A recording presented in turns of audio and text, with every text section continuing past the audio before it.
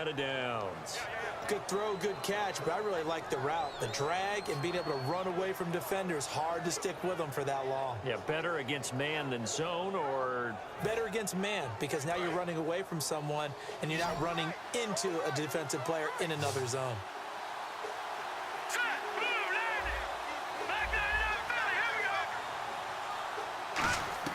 A first down throw for Cousins. Complete to the right. This is Garcon. Give him 9 there on the first down completion. Now we're going to get a timeout here called by the Patriots. They'll have 2 remaining as we step aside here in this second quarter.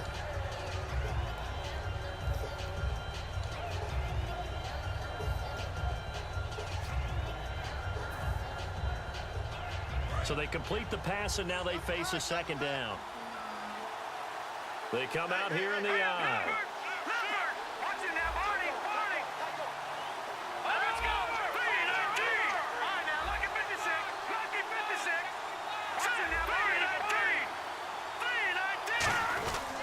On second down, it's Jones. Not enough there for a first. No gain, as a matter of fact. And it leaves them at 3rd and 1. Now whistles blow, and the Patriots are going to take another timeout. That's their second, so they'll have 1 remaining here in this second quarter. We'll be right back.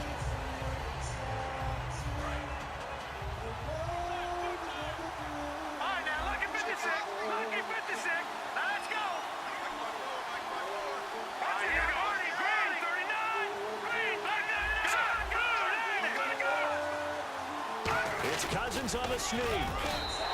He needed 2, he got 1, and that's going to leave him with 4th down and a yard. 2 minutes to go here in the first half. Back to Foxborough after this.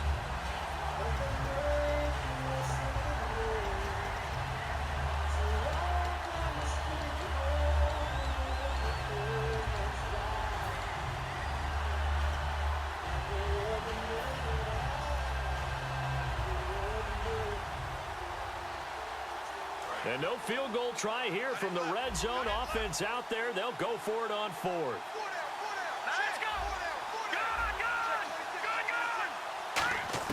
Fourth down, Cousins. Crowder's got it over the middle. Jay Gruden's guys unable to convert on 4th down. And the Patriots defense is going to take over on down. Out comes the New England offense to see what they can do this time. And following the interception, we'll see what they can put together on this drive. I hear my old college coach right now. He always used to tell us before every game, the team making the fewest mistakes will win. What they're hoping is that last mistake is their only one of the game. Coaches, that's all they talk about, turnovers, right? Minimizing those and maximizing opportunities. He's going to let it go again.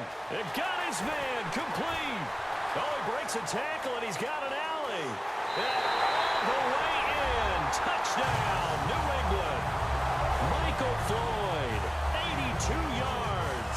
And the Patriots are an extra point away from going out in front.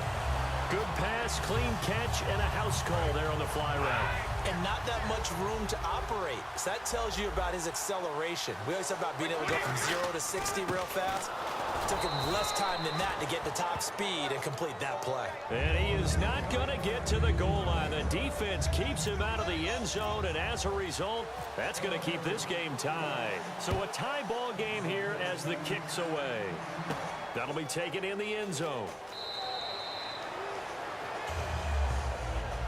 A look at Washington as they come onto the field. And on the last drive, they were in field goal range. They just opted not to kick it, didn't get it. How does that change the mentality this go-around?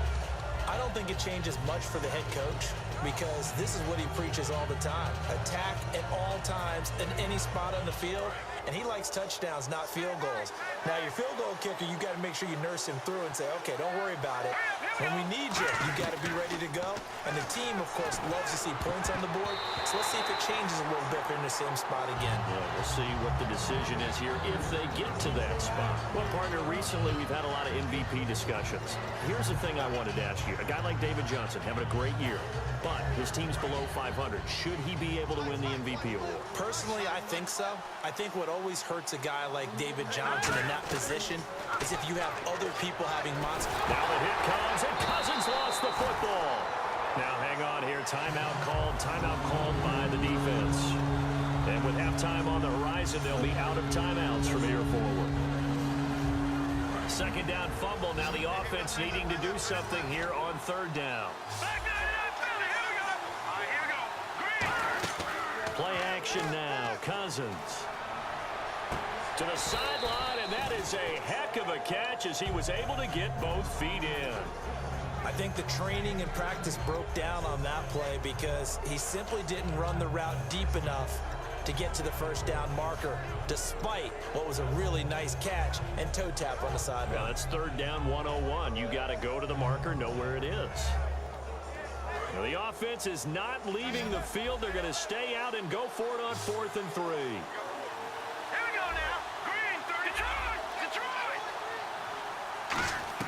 On 4th down, they do snap it to Cousins. He's going to rifle one deep. That's caught inside the 20. Touchdown, Washington. Their dangerous wide receiver, 67 yards. And the Redskins are going to take the lead.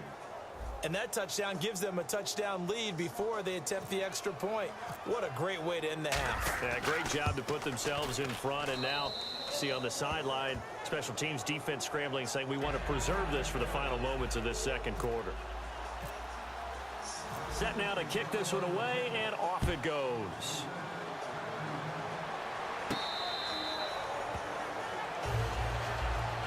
And now out come the Patriots. And what do you think goes on here in this situation? If you got the football, you're trailing, you're back in your own territory with just a little time. Do you try something?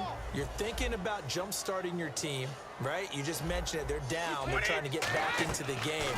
But you got to figure if something goes wrong, you may have put yourself in a spot where you may not be able to come back in the second half. Managing risk, this is a big decision here. So many times when I've been working with you, you've talked about a quarterback dropping it in the bucket on a deep pass. Oh, boy. You know where I'm going, right? I know where you're going. Ezekiel dropped his body into the bucket. There was his charity bucket behind the end zone against Tampa Bay after scoring a touchdown. How cool was that? I thought it was one of the greatest celebrations for a touchdown I've ever seen. And you know what? It's a good charity. Money going to feed families during the holiday season, and the numbers have shown that jump into the bucket has helped the bigger jump into the bucket to feed those families, so very cool. Partner, as a quarterback, sometimes you just got to know when the clock has gone off in your head, it's time to go. Tuck it and get all you can. Being chased out left. Now he'll let it go deep down the left sideline. The new acquisition, Martellus Bennett, the intended target, and that'll bring up second down. As a general rule, when you take a deep shot downfield, it's usually a timing pattern. Quarterback in the pocket and looking to hit his receiver downfield. But when he has to move outside of it, timing often gets thrown off. And on that play, that caused the incompletion. And his throw's going to be incomplete. Martellus Bennett, the intended receiver. And it's third down. I wouldn't be shocked at all right now if there's a look of surprise on the big fella's face because he had the route that he wanted, running the corner. And usually he's able to use his body and catch the football. But a really nice play by the defenders, able to knock it away. And he'll have his man. That's Edelman. 15 yards through the air and a first down. The former 7th-round pick, Julian Edelman, just continues to have such a productive career. And has made himself into a receiver. Remember, he was a college quarterback, and not just a productive one, a very good one. At Kent State, right? Yes, a great leader, a guy who could make plays with his feet and his arm. Got to the NFL and had to convert into being a receiver. Was drafted that way. And that conversion, oh boy, it's been good. Wide open, Julian Edelman. Give him 16 on the pickup, and it'll give the Patriots a first down. And with that completion, he's now north of 200 yards here in the first half. Boy, a tough start for the secondary defensively. It is, and it's got to put a dent in their confidence. And, you know, you always want to keep that up and feel like you can always bounce back after plays. But with the kind of numbers he's putting up here, it's starting to wear on them a little bit, I think. So they're looking at each other and trying to figure out what defense will work and how can they play better without getting beat deep for big passes. Wait, 20! Hey, 60, tighten up. Throwing on first down is Brady. And Brady going to be intercepted a third time. A great read, and it's picked off. And his guys have got it back at the closing stages of the first half. The Redskins offense now, they head back onto the field. And you got to think, if this is anything other than just taking a knee, I'd be very surprised. Yeah, they've got enough to talk about at the half. Why do anything else? Just get out of there.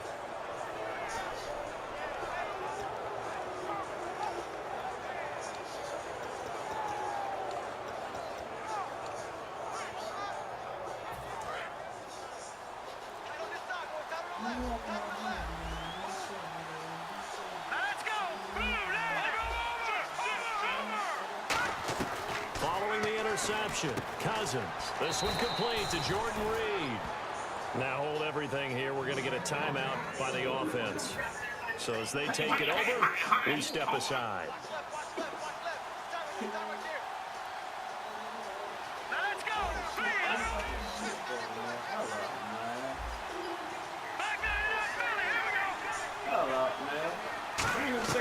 Final play of the half, Cousins.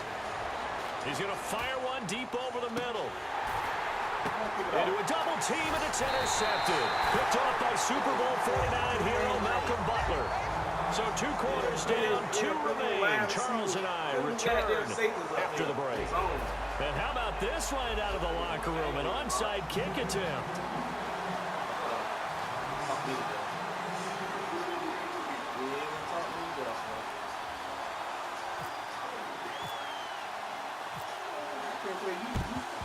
And this is going to be covered up by the Redskins. A very interesting call and one that backfires. I know they're losing Charles, but boy, to start the second half with the onside kick, risky. Felt like a sense of urgency from their side, coupled with, you and I both know the special teams coordinators, they sell their key plays each and every week to the head coach, don't they? And I guarantee he's been selling this one. We can get it, coach, we can get it. And that came together with that sense of urgency you talked about.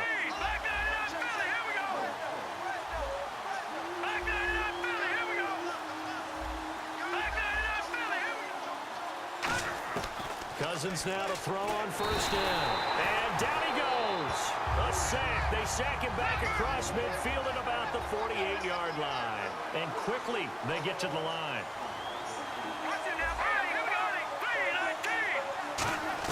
Second down, Cousins. And Reed with it over the middle. They'll get 9 there as that sets him up better for third down. Completion was given up, but that's why you play zone defense, so that you can have people around the ball when it's caught, and you don't give up much run after the catch. This is caught by Jackson. Touchdown, Washington. Deshaun Jackson, 42 yards. And the Redskins are going to add on to their lead. I think if you polled defensive backs, they would say the corner route, take that out, make it illegal, because that is so hard to recognize and so hard to adjust, because your first move is to not get beat in the middle of the field, and that's how they move you first before they break off to the corner. But then as the wide receiver, great job. It's tough to turn those upfield and go, but he did a great job with it there. Really good balance, really good body control, and how about the end result? A touchdown. Here comes the Patriots offensive unit. They'll have it first here to begin the third quarter. They're down in this game. A chance for the offense, though, to put something on the board, get some momentum here at half 2. Try and get things kick-started for them. And you know at the half, they discussed how they were going to get that done. This is where scripting comes into play a lot of the time. How many plays do you script coming out of the second? Most of the time in the first half, you're scripting 12 to 16. I think in the second half, you're really scripting more like 8 to 10. Kind of a starter or an opener, whatever terminology they use. Just something to get you off to a quick start. One thing I know from experience is that when the deep ball is thrown and you're the defender, you've got to fight that little bit of panic that emerges. You've got to play the ball really well. It's a 50-50 jump ball play. And guess what? They took a shot. Are you going to win it? And in this case, they did. And his pass is intercepted. Give my ball! Give my motherfucking ball! Give me that motherfucking ball! Go on and quit! You got these high power ass niggas! You got these high power ass niggas! You got these high power ass! You got these high power ass! Yeah! Get your motherfucking ass off my game! None of that bullshit!